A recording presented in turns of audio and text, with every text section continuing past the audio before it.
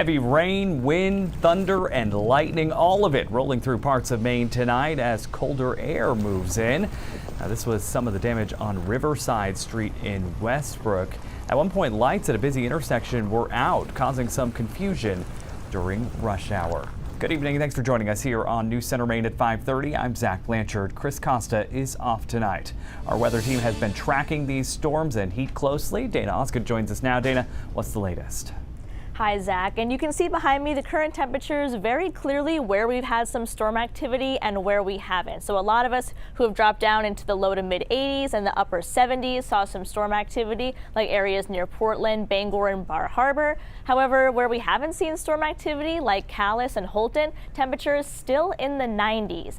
And dew points have been incredibly high during the day today. They've started to drop a little bit in areas of northern Maine as a cold front has moved through. However, still, dew points in the upper 60s to lower 70s is extremely uncomfortable weather out there. And that means it feels like it's even hotter. Still feels like 101 degrees in Portsmouth, feels like 90 in Wiscasset and Rockland, feels like 98 degrees over in Calais. So the National Weather Service still has their excessive heat warning in effect for all of the areas shaded in pink here, which is most of coastal Maine, and then almost all of the rest of the state is under a heat advisory in the orange colors here, which includes areas north of Bangor and the rest of down east Maine. The only area not under some sort of heat warning is areas of northern Maine.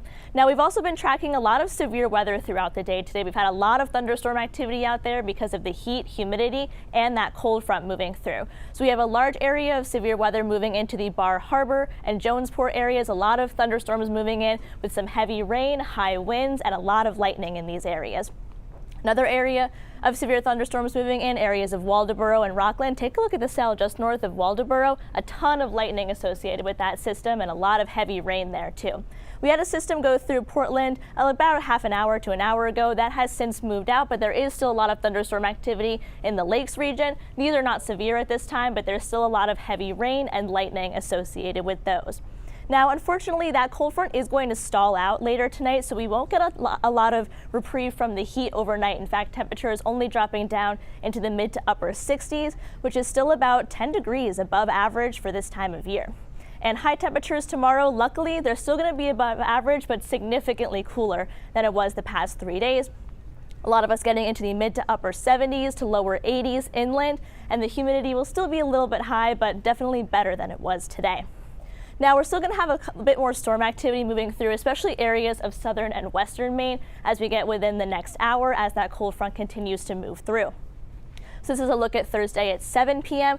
We have some more storm activity moving into areas of the mid-coast. Again, some of these will be severe as they go through later, so we'll be keeping a very close eye on those. And then this is about 10 p.m., a couple more severe storms and heavy rain moving into areas of down east Maine. Now, Zach, I'll talk more about when the heat is finally going to break coming up in just a few minutes. All right, Dana, thanks so much. Now, some of the storm damage is knocking out power. At last check, CMP was reporting more than 12,000 outages. CMP is reporting now most of those outages are in Cumberland County. Versant is reporting more than 5,000 power outages right now. Most are currently in Penobscot County and the greater Bangor area.